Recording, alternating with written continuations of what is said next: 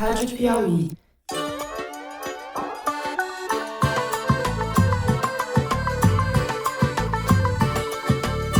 Olá, sejam muito bem-vindos ao Foro de Teresina, o podcast de política da revista Piauí. Muita gente considerou a proposta inexequível, mas nós estamos seguros de que ela apontava um caminho para começar a reverter a péssima distribuição de renda que nós enfrentamos no Brasil. Eu, Fernando de Barros e Silva, da minha casa em São Paulo, tenho a alegria de conversar com o meu amigo Celso Rocha de Barros, no Estúdio Rastro, no Rio de Janeiro. Celso Casca de Bala, diga lá. Fala aí, Fernando. Estamos aí, mais uma sexta-feira. Da mesma forma que eu assumi o mandato parlamentar para representar a minha nação, eu abdico temporariamente dele. E com a minha amiga Marina Dias, repórter do Washington Post, no CB Studios, em Brasília. Bem-vinda, Marina. Oi, Fernando. Oi, Celso. Oi, gente. I can tell you this, these were bad people. That was a bad group of, as I say, hombres. You don't get any tougher, you don't get worse than that. Ana Clara segue de férias, voltará em abril. Vamos então, sem mais delongas, aos assuntos da semana. O governo enviou ao Congresso, na terça-feira, dia 18, a proposta de isenção do imposto de renda para quem ganha até R$5 mil por mês. O plano prevê que a renúncia fiscal seja compensada pela taxação dos mais ricos, aqueles que recebem mais de R$50 mil por mês, chegando até uma alíquota de 10% para quem recebe mais de R$1.200.000 anuais. O projeto de lei enfrenta resistências no Legislativo, onde os super ricos estão super representados, como bem disse o ministro Fernando Haddad. A margem de manobra do governo é estreita, se ceder demais desfigura a proposta, se for intransigente corre o risco de vê-la naufragar. A gente vai caminhar no fio da navalha ou com a navalha dos ricos no pescoço do trabalhador. Veremos como isso se desenrola. No segundo bloco, a gente trata do ato de Bolsonaro em Copacabana, no Rio de Janeiro, no último domingo. O ex-presidente pretendia demonstrar força para pressionar pela anistia dos golpistas do 8 de janeiro, mas também dele próprio, mas o evento foi um fiasco. Nem 20 mil pessoas, segundo as estimativas mais sérias. Uma dessas pessoas era o governador de São Paulo, Tarcísio de Freitas, que segue fiel a Bolsonaro, de olho na disputa presidencial de 2026. A estratégia do governador é distinta da adotada pelo filho do capitão, Eduardo, que se licenciou da Câmara e foi, como gosta de dizer o Celso, passear na Disney. A retórica da vitimização de Bananinha, de que ele e seu daddy estariam sendo perseguidos pela ditadura do STF e pelo abominável Xandão, faz parte do enredo que o 03 quer emplacar para tentar se viabilizar como alternativa da extrema-direita em 2026. Veremos também como se desdobrará essa pantomima de quinta. Por fim, no terceiro bloco, falaremos do próprio Pato Donald. Trump ressuscitou uma lei de 1798, chamada Lei de Inimigos Estrangeiros, para acelerar e espetacularizar as deportações em massa do país.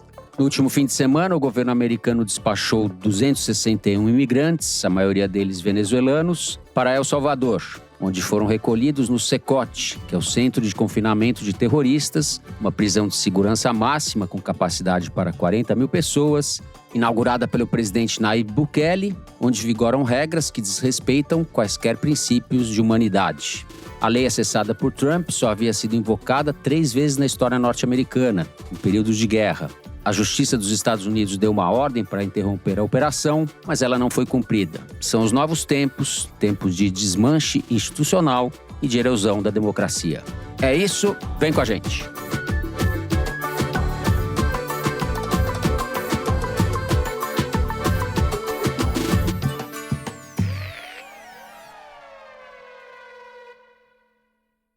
Muito bem.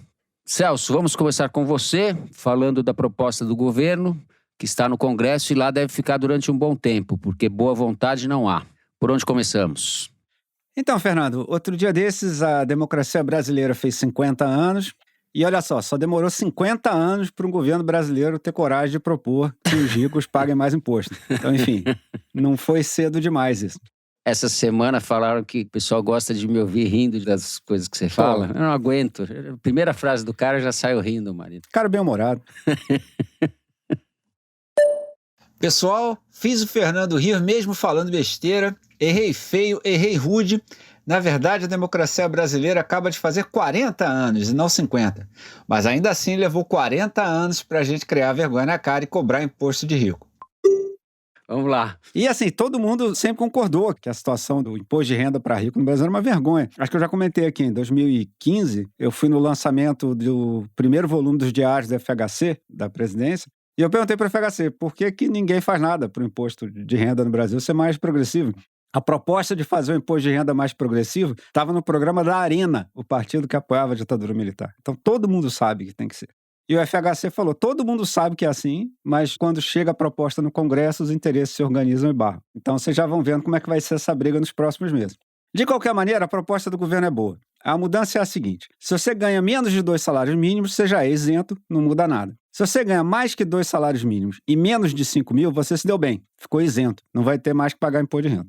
Se você ganha entre 5 mil e 7 mil, você vai pagar menos imposto de renda. Mas quanto menos, vai variar. Quanto mais você se aproxima do 7, menor é o seu desconto. Então, se você ganhar 5.001, você vai ser praticamente isento. Você vai pagar bem pouquinho. Se você ganha 6.999, você vai ficar numa situação bem parecida que você está atualmente. Por exemplo, nas estimativas atuais, se você ganhar 5.500, você vai ter isenção de 75%, e se você ganhar 6.500, você vai ter isenção só de 25%. Se você ganha entre 7 mil e 50 mil, a reforma em tese não encosta em você. É até provável que você tenha um descontinho aí, porque vai ter uma atualização de tabela do imposto de renda, mas pela reforma em si, não muda nada para você. Então vamos parar aqui um pouquinho para ver o que é essa mudança na parte de baixo da distribuição de renda. A estimativa do governo é que o número de brasileiros que vão deixar de pagar imposto de renda será cerca de 10 milhões de pessoas.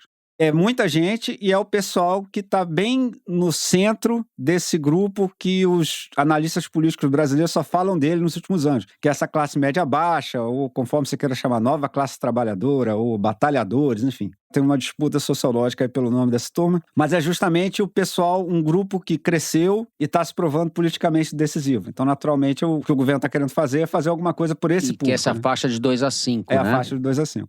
Agora, é muito difícil imaginar que o Congresso vá votar contra isso, a isenção. O que eles podem é sabotar a isenção votando contra a compensação, porque não pode passar a isenção sem a compensação. Mas, enfim, tu tem um preço, isentar essa turma toda, custa para o governo, na conta dele mesmo, mais ou menos 25 bilhões por ano. O governo não está em condição de tomar um prejuízo desse, então, para compensar essa perda, o governo vai cobrar mais imposto dos ricos. Aí você vai dizer, bom, a gente já está fazendo ajuste fiscal há 10 anos, só agora os caras pensaram em cobrar imposto de rico? Pois é. Chegando agora na parte de cima.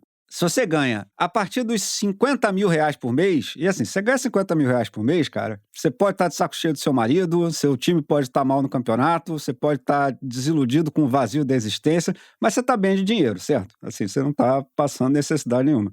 A partir dos 50 mil e até os 100 mil por mês, o plano inicial do governo, que a gente comentou ano passado, quando a Haddad foi na televisão, era estabelecer uma alíquota mínima de imposto de renda de 10%. A proposta inicial era, se você ganhasse mais de que 50 mil, o mínimo que você tem que pagar de imposto de renda é 10%. E aí o ouvinte está se perguntando, mas peraí, não é possível. Os caras não pagavam nem 10%, porque boa parte dos ouvintes aqui devem pagar mais que 10%. Então, amigão, não queria ser eu a te dar a notícia. Mas o sistema tributário atual é uma completa bizarria.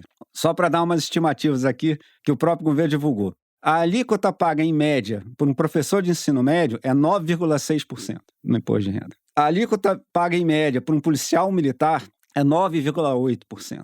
Então, o objetivo da reforma da renda alta aqui é fazer com que os milionários brasileiros se aproximem da alíquota de imposto de renda pago por um PM. E você vai dizer, então, qual é a alíquota que eles pagam atualmente? Na estimativa do governo, a alíquota efetiva média do pessoal muito rico é 2,54%. 2,5%, amigão. Olha só que beleza. Então, basicamente, os caras muito ricos no Brasil estão pagando, em média, mais ou menos 1/4 do que um PM ou um professor de escola pagam de alíquota de imposto de renda. É uma maravilha.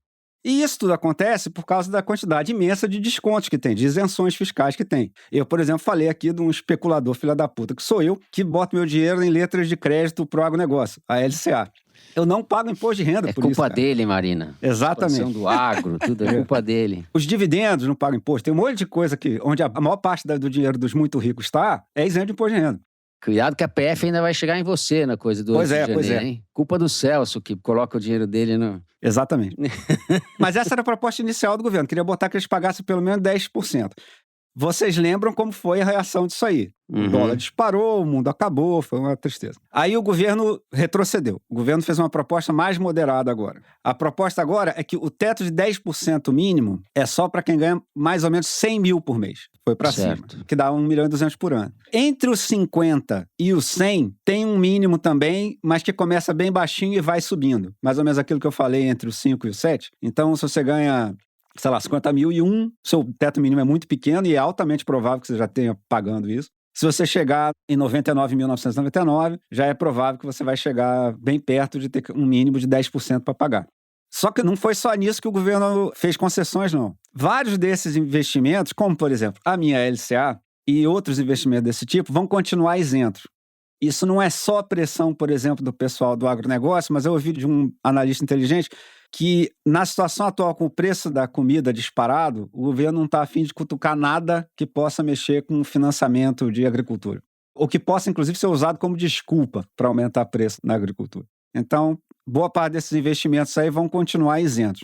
No que se refere aos dividendos, se você já viu algum debate sobre isso na imprensa, você deve saber que só o Brasil e a Estônia não cobram imposto sobre dividendos. Agora, o Brasil vai se distanciar um pouco da Estônia. Então, assim, se você ganha até 50 mil reais por mês de dividendos, que é um dinheirinho bom, você continua morando na Estônia. Isso não vai entrar na sua conta aí do mínimo. Daí em diante, esse negócio vai entrar na conta. Marina tá atenta, fazendo cara de quem tá fazendo com. Exatamente. Ela tá pensando se ela vai mudar pra Estônia. Conta se eu morasse na Estônia, exatamente isso. Agora, aqui tem uma mudança importante. Se for remessa de dividendos para o exterior, aí fica valendo o mínimo para qualquer valor. E isso é em parte o que o governo quer também para compensar o que ele vai deixar de arrecadar com essas mudanças que ele fez do final do ano passado para cá. Agora, Celso, é uma proposta bem razoável, né? E muito modesta, razoável, assim, não é? Exato. E como eu disse, é você fazer com que os caras muito ricos paguem a mesma alíquota que um PM, entendeu? Eles, no fundo, deviam pagar uma alíquota bem maior do que a do PM. Sim. Vocês vão ver agora como vai ser difícil no Congresso convencer o Congresso Nacional a fazer com que a alíquota dos milionários seja pelo menos igual à do PM. Nem o governo acha que vai ficar tão alta quanto a do PM. A expectativa do governo é que a alíquota média da alta renda passe de 2,5 para 9, que é um crescimento razoável, mas está longe de ser uma expropriação de riqueza. Enfim, não estamos em transição para o socialismo. Os atingidos por essa nova política de taxação da alta renda são cerca de 140 mil pessoas. E eu conversei com o Guilherme Klein, do Centro de Pesquisa em Macroeconomia e Desigualdade, o MAD, para ele me dizer que eles vinham fazendo contas sobre o impacto dessas mudanças sobre o nível de progressividade da taxação brasileira. Idealmente, quanto mais rico você for, maior vai ser sua alíquota. Isso é a progressividade.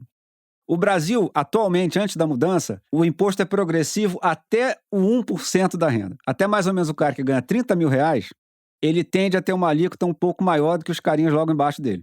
Quando você chega no 1%, essa progressividade some e entra uma regressividade bizarra. Vira de ponta cabeça, né? Daí em diante, vira de cabeça para baixo. Quanto mais você for, menos você paga a sua alíquota. Nos cálculos do pessoal do MAD, com a reforma atual, o Brasil não vai conseguir chegar na progressividade plena, porque essa transição entre os 50 e os 100 é muito suave e dá margem, inclusive, para uma engenharia tributária. Aí vamos ver o que os caras vão fazer para tentar escapar de imposto. Mas o que vai acontecer é que essa regressividade que começa no 1% vai cair razoavelmente. Especialmente quando você chega nos caras muito, muito ricos, a alíquota começa a subir de novo. É um passo na direção certa e na direção que ninguém tinha coragem de andar, que é, de fato, garantir que a elite brasileira pague a sua parte no financiamento dos serviços públicos. Eu queria agradecer ao economista Manuel Pires, grande fera, que me ajudou aqui a entender a questão da isenção dos investimentos. Está agradecida, grande fera, Manuel Pires, que nos ajudou a entender por intermédio do Celso. O Celso é só um veículo do... né? Exatamente. Vamos ver a extensão da desfiguração desse projeto. Marina Dias, pensando em ir para a Estônia. Fazendo conta com as explicações do Celso, né? Que pelo menos eu consegui entender tudo agora e agora é ver onde é melhor ficar. Diga lá, Marina, você andou falando com pessoas do governo sobre a expectativa a respeito do futuro desse projeto. O que o governo está esperando? Fernando, a isenção do imposto de renda para quem ganha até 5 mil reais por mês foi promessa de campanha do Lula, a gente lembra bem, mas também foi a primeira grande medida do governo com foco eleitoral, de olho na eleição presidencial de 2026. E o que isso significa, né? Como o Celso bem descreveu, o governo Lula está tentando reconquistar essa classe média, que é a população que ganha de 2 a 5 salários mínimos. Porque na eleição de 2022, gente, o Lula foi melhor que o Bolsonaro nessa fatia do eleitorado, segundo as pesquisas que eram divulgadas até a véspera da eleição. Mas agora, a popularidade do Lula tem caído em todas as faixas de renda, inclusive nessa, e mais da metade desse grupo hoje, tido como classe média mais pobre ou classe média trabalhadora, como bem disse o Celso, mais da metade desse grupo está insatisfeito com o governo hoje, né? Então a gente sabe que o Lula e o PT sempre tiveram bom desempenho entre pessoas que têm renda até 2 salários mínimos, né? Que é essa população mais pobre, enquanto o pessoal que ganha mais de 5 salários mínimos tende a gostar menos do Lula, digamos assim. Então o governo está tentando agir nessa faixa do meio. E aí eu falei com o secretário executivo da Fazenda, o Dario Durigan, e ele disse que sim, claro, o governo espera uma repercussão positiva na imagem do governo e na imagem do próprio presidente Lula, mas ele destacou que, enfim, a equipe da Fazenda está trabalhando nessa medida há mais de um ano e que é uma medida que visa melhorar a desigualdade tributária. E por isso que ele acha que deve ter o apoio popular e que isso criaria uma pressão ali no Congresso para que eles aprovassem do jeito que o governo enviou. O que eu acho, assim como o Celso, difícil. Eu acho que eles vão tentar criar alternativas para compensação, porque quem ganha mais de 50 mil reais, eles e os amigos deles, como disse o ministro da Fazenda, Fernando Haddad. Então, o governo espera criar um efeito de bem-estar econômico nessa faixa do meio, de mais dinheiro no bolso, de mais poder de compra, porque a gente sabe que economia, e aqui estamos falando de poder de compra, é muito importante para o eleitor na hora do voto. Agora, esse efeito positivo, ele só vai vir de uma forma efetiva, e o governo sabe disso, se for comunicado bem para as pessoas. É uma nova medida que precisa vir acompanhada de comunicação, boa comunicação do governo, para a medida ser conhecida e depois sentida lá na ponta. E aí, ao mesmo tempo que tem essa avaliação positiva do governo, tem os mais céticos que dizem que esse efeito pode ter 2 problemas. O primeiro é que a isenção só começa a valer em 2026. Mas aí os aliados do Lula, com quem eu conversei, dizem que isso não tem problema, porque a eleição é só em outubro e, historicamente, um bom efeito econômico às vésperas da eleição também costuma funcionar. Agora, o segundo problema apontado por esses mais céticos, e aí é algo mais complexo, é que essa medida só vale para o trabalhador formal. Então, é uma medida que busca mais justiça tributária, busca aliviar o andar do meio, busca taxar o andar de cima, mas também reforça a dificuldade desse governo de olhar para o trabalhador que não é o trabalhador formal, que é o trabalhador informal que tem crescido muito no Brasil. E com esse trabalhador informal, que vive principalmente na periferia dos grandes centros urbanos, nomes da direita conseguem dialogar muito bem com o tal discurso do empreendedorismo, como aí o Pablo Marçal. Vamos lembrar, na eleição para a Prefeitura de São Paulo no ano passado, o Pablo Marçal, no primeiro turno, avançou em franjas muito importantes da periferia de São Paulo, que eram geralmente a favor do PT, votavam no PT. Mas sobre isso, o Dario rebate. Ele me explicou que o trabalhador informal já não paga nada de imposto.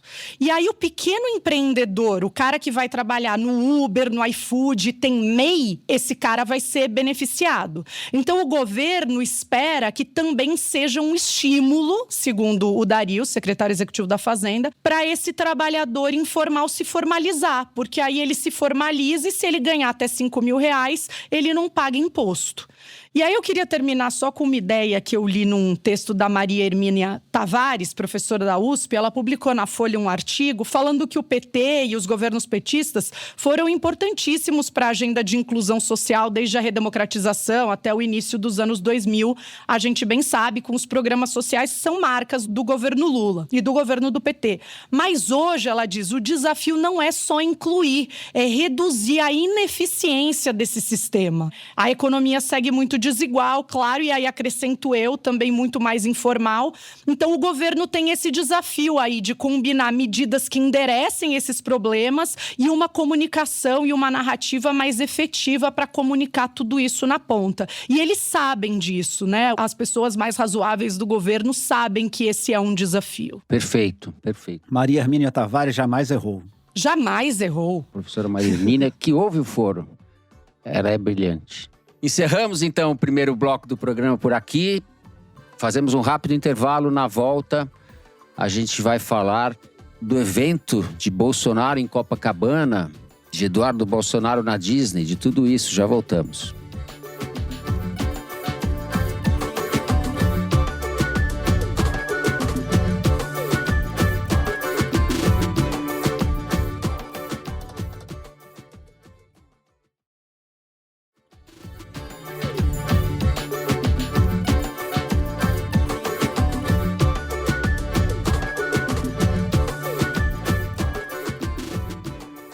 Muito bem, estamos de volta. Marina Dias, eu vou começar com você. Você estava em Copacabana? Não estava em Copacabana, mas Não está. pouca gente estava em Copacabana. No domingo, teve esse ato do Bolsonaro. O ato, enfim, todo mundo já falou, foi um fiascão. Vamos pensar um pouco os desdobramentos políticos disso. Por onde você começa? Fernando, o Bolsonaro convocou essa manifestação no domingo com o único objetivo de tentar mostrar para os líderes da direita que ele ainda tem capacidade de mobilizar as ruas às vésperas de ser julgado pelo Supremo por tentativa de golpe. Então ele quer continuar sustentando a ideia de que é candidato em 2026, apesar de ele estar inelegível até 2030. Mas o resultado não foi nada bom para ele, segundo esses mesmos líderes de direita com quem eu conversei. Eles fazem essa análise em reservado quando olham para os números, porque o Bolsonaro prometeu colocar 1 milhão de pessoas em Copacabana no domingo, para pedir anistia dos golpistas de 8 de janeiro e para ele mesmo. Mas como você falou, ele juntou 18 mil pessoas ali no momento ápice do evento, segundo o levantamento de pesquisadores da USP. E aqui a gente também pode citar o Datafolha, que fala em 30 mil pessoas, mas mesmo assim é tudo muito longe de 1 milhão.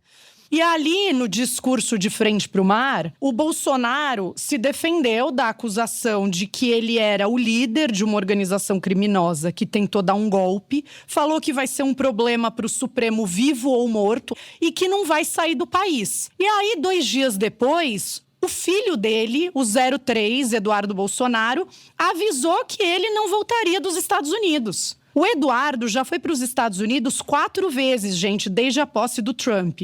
Ele está tentando articular por lá reações contra o ministro Alexandre de Moraes, contra o Supremo. E agora ele disse que não vai voltar porque está sendo perseguido no Brasil, segundo ele, e está com medo que o passaporte dele seja cassado. Pois bem, de acordo com líderes do Centrão e quem acompanha essa direita de perto, não foi uma boa semana para o bolsonarismo, porque o ato do pai acabou esvaziado e enfraquecido e o ato do filho não pegou bem, porque no mesmo dia que o Eduardo disse que poderia ter o passaporte cassado, e era por isso que ele estava ficando nos Estados Unidos, o Alexandre de Moraes arquivou um pedido do PT de cassar o passaporte do Eduardo. Gente, o Eduardo não é denunciado, nem está sendo investigado pela trama golpista ou pelo caso das joias sauditas vendidas no exterior. Ele não está na iminência de ser preso e ele não está na iminência de ter o passaporte cassado. Então o pessoal não entendeu muito bem os argumentos dele. Um levantamento publicado pelo jornal O Globo essa semana mostrou que a decisão do Eduardo repercutiu negativamente para 60% do público nas redes sociais no Brasil e positivamente só para 13,5%. E aí 26,5% das reações foram neutras. Não pegou muito bem na rede social, que é ali a seara principal de atuação deles. E um detalhe só para fechar. O Eduardo disse para a repórter Júlia Scheib, correspondente da Folha nos Estados Unidos, que vai entrar com um pedido de asilo político nos Estados Unidos. No momento em que o Trump está barrando e dificultando esse tipo de pedido e, inclusive, impedindo que as pessoas que aguardam o processo de asilo, impedindo que essas pessoas aguardem o processo dentro dos Estados Unidos. Então, como ele vai fazer? Vai acabar na prisão lá de El Salvador, né? Sem dar ideia aqui, mais ou menos. Acho que o cálculo é que ele vai fazer mais barulho lá do que aqui. Para mim faz sentido esse cálculo político dele. Celso, você não estava em Copacabana, mas estava perto de Copacabana no domingo. Passei perto. Passou perto. Fui correr no aterro de manhãzinha. Olha só. Ele ainda corre, Marina, viu? Não, rastejo, né? Mas Ele explica o imposto de renda. É um homem completo, É um homem completo. olha só. Pois é, o ato do Bolsonaro foi bem mais vazio do que ele esperava, né? Como vocês disseram, a estimativa do monitor debate público do SEBRAP da USP estimou em 18 mil os presentes, que é mais ou menos o público de Flamengo e Sampaio Corrêa no Campeonato Carioca. O Datafolha estimou em 30 mil, 3 mil pessoas a mais que Flamengo e Maricá. Maricá e Sampaio Corrêa são os dois times que subiram da segunda divisão esse ano. Já a PM do Rio estimou em 400 mil, equivalente a praticamente 5 maracanãs. Vocês olhem a foto e me digam se ali tem 5 maracanãs. É muito óbvio que não. Segundo a apuração do Otávio Guedes, da Globo News, foi o governador Cláudio Castro, que discursou no evento, que deu a ordem para a PM inventar que foram 400 mil pessoas. O número de 400 mil pessoas foi obtido graças ao International Institute de Fala Qualquer Merda aí e vê se cola. Se fosse um comício eleitoral, esse ato, seria um bom público. Se fosse um político normal buscando ganhar voto. Você bota 18 mil pessoas na rua no domingo, é um bom público, cara, é um bom desempenho. Não é um negócio desprezível. Mas o que o Bolsonaro precisava é de um ato gigantesco que desse a impressão de que, se ele fosse condenado, haveria um levante popular, entendeu? Haveria instabilidade institucional. Ele precisava de um negócio de junho de 2013 para cima, para impressionar as instituições. E não foi nada remotamente perto disso, não foi nada remotamente perto da vizinhança disso. Então, claramente fracassou. Enquanto o evento ocorria, você já via o pessoal de direita correndo atrás de plano B, plano C, etc., porque o Bolsonaro já estava sendo meio dado como descartado. E isso, em parte, é uma consequência do Jair nunca ter criado um partido para ele. Entendeu? O Bolsonaro contava com um golpe militar, né? Ele não criou assim, uma máquina política estável que não dependesse de flutuação de opinião pública, ou de resultados eleitorais, ou de infiltração entre os militares, ou de intervenção estrangeira, enfim. Ele não construiu para si um movimento institucionalizado, né? Porque ele achava que não precisaria disso. Ele contava com aquela facção militar que ele tinha lá para resolver as coisas para ele. É sempre bom lembrar, o Bolsonaro ganhou em 2018, o partido dele, que era o PSL, fez uma bancada gigante, e o Bolsonaro partiu o PSL ao meio, porque ele só queria ficar com os radicais mesmo. Ele dispensou um partido muito grande no Congresso, porque o plano dele nunca foi governar como um presidente normal, sempre foi dar um golpe de Estado. O discurso do Jair no evento foi aquela imbecilidade delirante de sempre, não há muito o que comentar sobre aquilo. O que eu queria comentar é que no carro tinha 2 faixas. Uma grande, com a foto clássica do Trump no dia que ele sofreu o atentado, aquela fight, que o trumpista sempre divulga, e uma menor com a foto de uma das golpistas do 8 de janeiro e a legenda "Ainda estou aqui". Assim, o que é extremamente ofensivo, certo? Assim, todo mundo que estava ali em cima do carro e todo mundo que estava ali embaixo na rua assistiu "Ainda estou aqui" torcendo pro torturador, certo? Então, assim, é um negócio absolutamente imoral os caras fazerem um negócio desse. Por causa do fracasso do público, a imprensa acabou dando mais atenção aos governadores que foram em Copacabana para jurar fidelidade ao golpista sem futuro que estava ali falando. Isso faz todo sentido. Claramente, na hora que vocês viram o ato vazio, o holofote saiu do Bolsonaro e foi pro Tarcísio, porque o Tarcísio é o plano B desse pessoal todo. O Tarcísio, mais uma vez, passou aquela vergonha do ponto de vista da decência humana, que foi defender o Bolsonaro, defender os golpistas, tratar o golpe de 8 de janeiro como se não fosse nada. Ele que nos bastidores fala para os caras do Supremo que não é radical, que não é nada, não sei o que lá, foi lá e repetiu exatamente a mesma coisa que o Bolsonaro estava dizendo. Foi cachorrinho do Bolsonaro mesmo. Se você fosse resumir o discurso dele, o resumo seria au. E ao mesmo tempo que o Tarcísio fazia esse papel, o Eduardo Bolsonaro, como disse a Marina, fugiu para Disney, né? Assim, foi lá ter seu dia de princesa ou articular um novo golpe.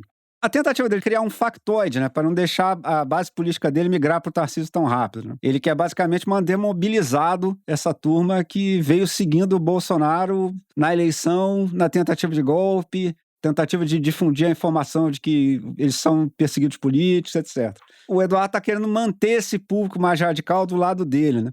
É possível que ele consiga o suficiente para, por exemplo, se ele quisesse eleger deputado. Mas isso é uma retirada estratégica evidente, né? Porque esse público é muito menor do que o Bolsonaro precisa para continuar como movimento político de primeira linha. Eu não desprezaria completamente a ameaça dos bolsonaristas nos Estados Unidos, aquele Paulo Figueiredo, aquela turma, conseguirem convencer uns deputados republicanos a adotar alguma sanção contra o Alexandre de Moraes, alguma coisa. Eu não acho que isso seja totalmente impossível, não. Mesmo que o Trump não queira comprar essa briga, eu acho que eles podem conseguir alguma coisa. O blogueiro lá também, né? Alan dos Santos, não é isso? Isso. Eles são parte dessa internacional fascista, né?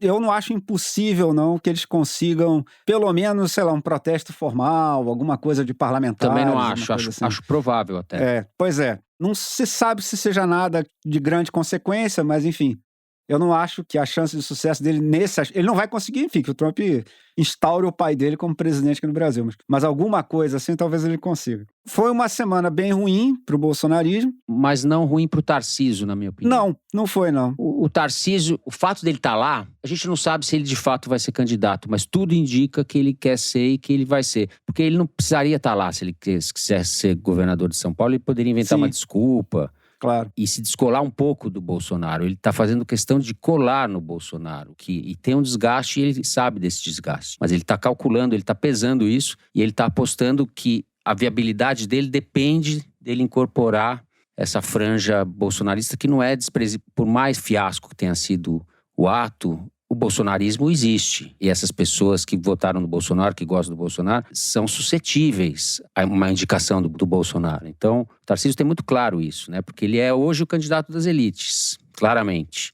Mas as elites, por si só, não elegem o presidente da República. Ele precisa atravessar a Via Dutra, precisa entrar, enfim. O trabalho de viabilização do Tarcísio é longo. E acho que eles sabem disso. Tem uma entrevista interessante, inclusive, hoje, quinta-feira, quando gravamos, do marqueteiro que trabalhou para ele na eleição para governador, o Pablo Nobel. É um argentino, dizendo que ele vai junto com o Bolsonaro, Tarcísio, até março do ano que vem. E que daí em diante ele toma as providências. É uma entrevista bem interessante. Foi feita pelo Thiago Prado, do Globo. Cerramos, então, o segundo bloco do programa por aqui. Fazemos um rápido intervalo. Na volta, nós vamos falar das deportações de Donald Trump. Já voltamos.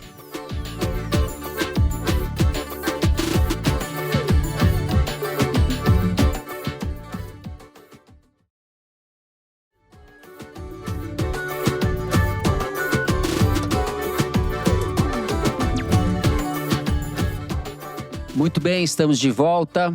Marina Dias, vou começar com você. As cenas da deportação do fim de semana são terríveis. Quem pôde ver pela internet, pela televisão, parece filme daqueles filmes de presídio nas piores versões. Alcatraz, são muito tristes mesmo. Expõe a arbitrariedade que essas pessoas estão sendo submetidas, né? A violência, a truculência, a arbitrariedade. Talvez valha a pena a gente falar um pouco, você começar explicando o que é essa lei a que o Trump recorreu e qual é o limite disso, se é que tem um limite. Fernando, o Trump invocou uma lei chamada Lei dos Inimigos Estrangeiros para justificar uma nova leva de deportação em massa que o governo americano fez no fim de semana passado, do dia 15 de março. Ele assinou essa lei sem alarde na sexta. E aí, no sábado, ele enviou 261 pessoas para uma prisão em El Salvador. El Salvador é um país pequenininho na América Central, do tamanho do estado brasileiro de Sergipe. E a grande maioria desses imigrantes, como você bem falou na abertura, era de venezuelanos, não de salvadorenhos.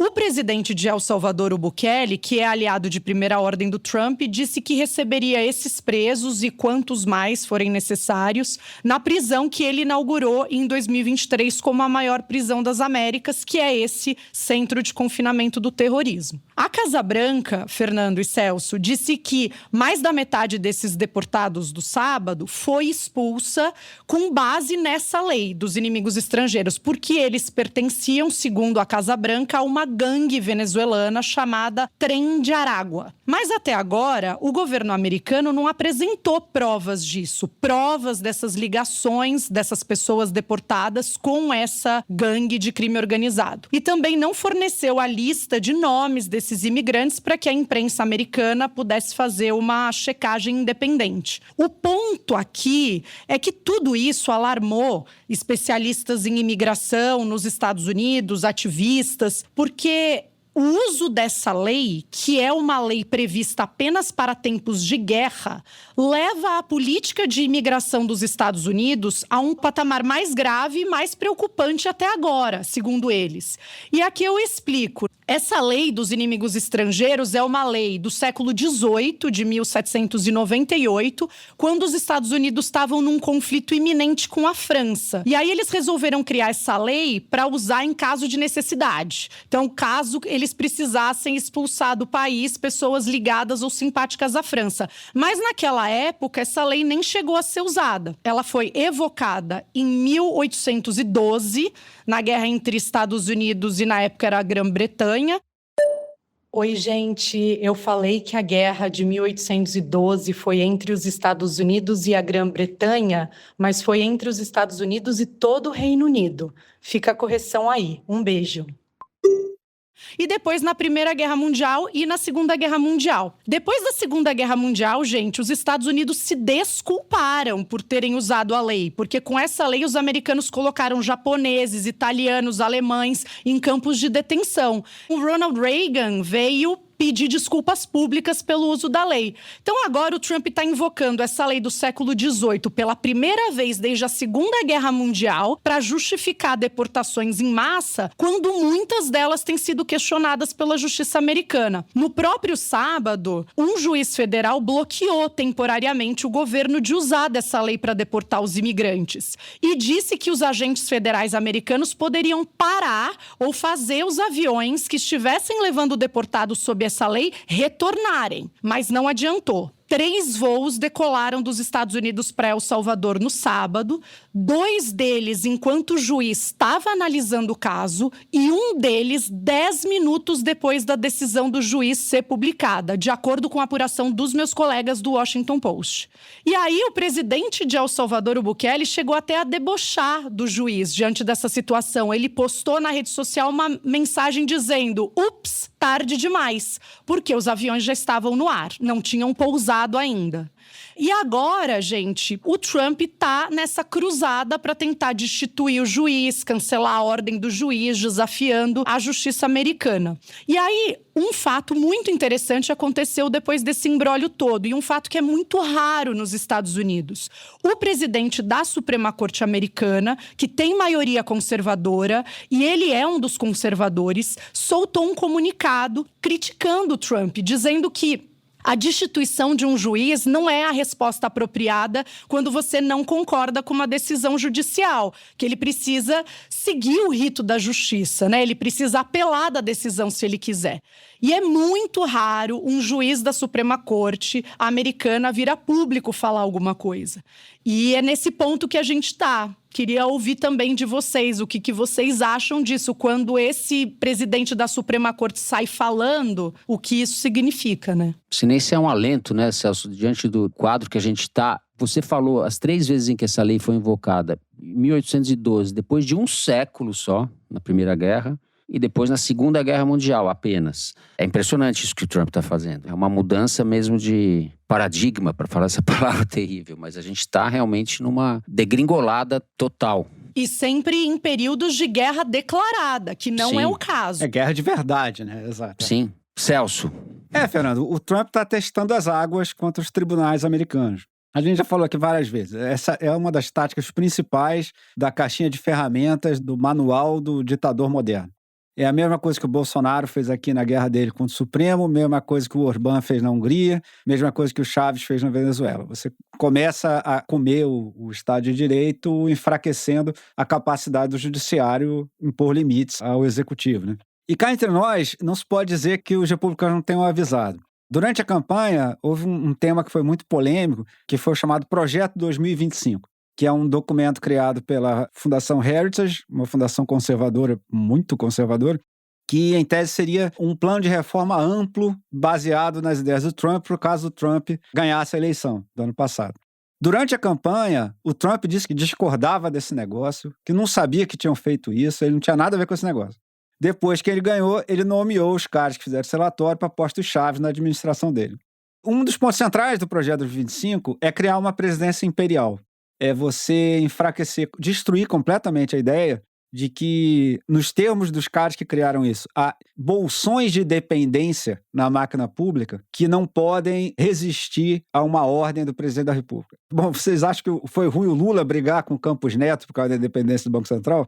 Basicamente, a turma do Trump é contra qualquer independência de qualquer agência pública, de qualquer organismo da burocracia. Ele sustenta que o presidente tem, inclusive, poder demitir todo mundo se ele quiser. O Vance já disse aqui que juízes não podem pôr limites ao presidente. Enfim, então, a proposta é realmente de construção de um regime ditatorial. E isso é aberto. E existe uma política de reciclagem do funcionalismo para que sejam incorporados funcionários públicos alinhados com o MAGA, né? Esse negócio está em curso. Exato. O Russell Vole, que é um cara que participou do projeto 2025, ele defende, por exemplo, que o funcionário público tem que ser traumatizado pela administração Trump. Os caras têm que levar uma surra tão grande que eles parem de se meter a chamar atenção para o fato de que a lei não permite que o Trump faça uma coisa ou outra, entendeu? Ele começou com essa história da migração, que é uma questão em que ele é popular, porque, por exemplo, a gente já falou aqui, o plano econômico dele está fazendo água, mas o plano de migração dele ainda é popular. Então ele resolveu começar essa guerra contra o judiciário na questão da imigração, porque aí ele vai dizer, olha só, o juiz está querendo manter aqui nos Estados Unidos os caras lá, criminosos lá da Venezuela, etc., e ele vai testar, ele vai ver qual vai ser a reação do judiciário diante disso e vai ver se ele pode continuar ou não. Ele já propôs que empichassem o juiz que tentou impedir que ele fizesse isso, e foi aí que, como bem disse a Marina, o presidente da Suprema Corte americana falou, não, filhão, calma aí, também não, aqui também não é bagunça. A gente ainda não sabe se é ou não é bagunça. O que o cara da Suprema Corte se insurgiu foi contra a ideia de que o presidente perdeu uma coisa no tribunal, vai lá e empicha o juiz. Mas a gente não sabe se a Suprema Corte, quando isso chegar lá em cima, se a Suprema Corte não vai entregar o que o Trump quer. E assim, dando uma aparência de mais normalidade. Isso aí eu acho que ainda está em aberto. E aí, vou recomendar em antecipação um livro que ainda não saiu. É um livro de um jornalista, de um articulista da The Atlantic, chamado David Graham, que acho que sai nos Estados Unidos agora e vai ser publicado pela Zahar no segundo semestre, chamado O Projeto, Como a Extrema-Direita está Transformando os Estados Unidos, que é sobre o Projeto 2025. E que fala detalhadamente de todos esses planos, para você desmontar todos esses pontos da máquina pública que impedem que o presidente cometa ilegalidade. Muito bom. O Mari, esse é o momento cabeção do futuro agora. Exato, exatamente. Já antevendo aqui. Então é isso. É o primeiro teste do Trump contra as instituições, mais aberto, a primeira briga dele grande, e certamente não vai ser a última. E certamente, se isso for acomodado, se deixarem o Trump se safar com essa, ele vai interpretar isso como sinal de fraqueza e vai tentar atitude cada vez mais agressiva. Perfeito. A gente encerra por aqui, fazemos um intervalo e na volta vamos para o Kinder Ovo que a Marina ganhou na semana passada. Já voltamos.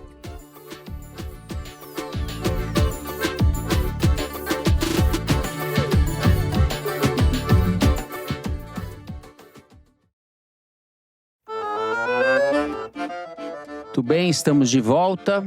Vamos direto, sem mais delongas, para o Kinder Ovo. Kinder Ovo. Solta aí, Mari. Tenho aprendido que a unanimidade é burra.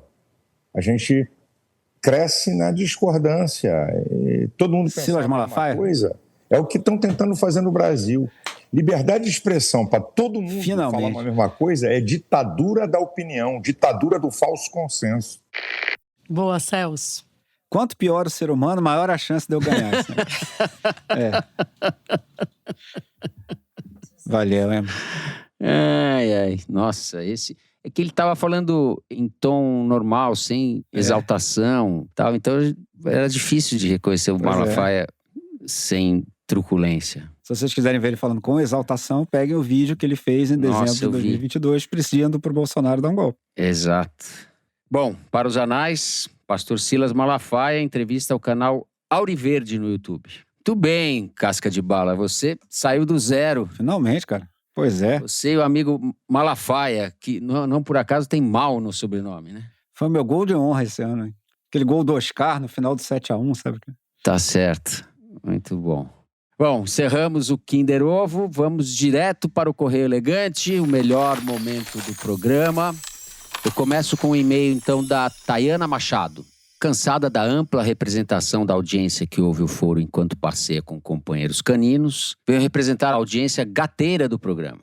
Na volta dos festejos momescos, ouvi os episódios enquanto dava banho em Violeta Parra, a felina com quem escuto as vozes de Fernando Celso, Casca de Bala, e da Ana Clara, tão bem representada na última semana pela seduzente voz de contralto de Marina Dias.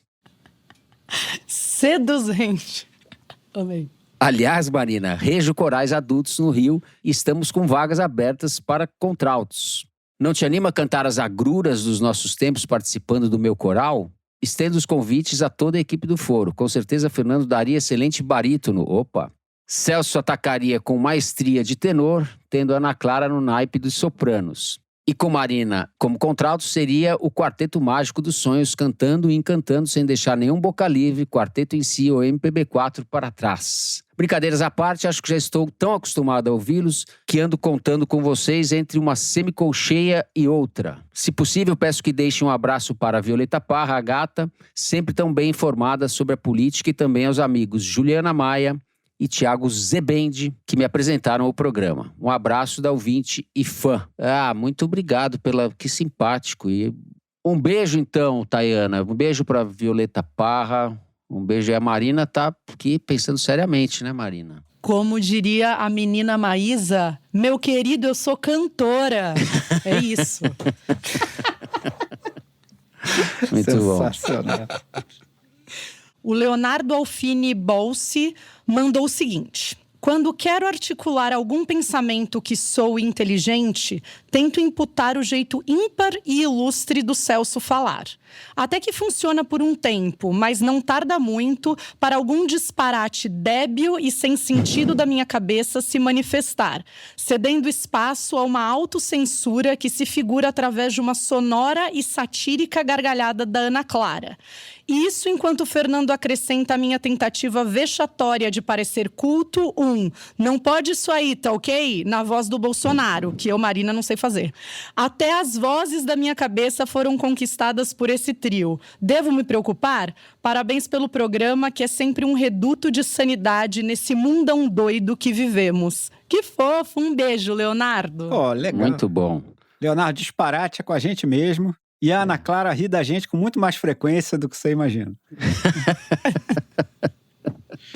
Celso, vai lá. Não pode isso daí. O Rafael Nunes escreveu: vem em nome das minhas 2 doguinhas, Cacau e Penny, agradecer ao Foro porque nas sextas-feiras os passeios com elas são bem mais longos.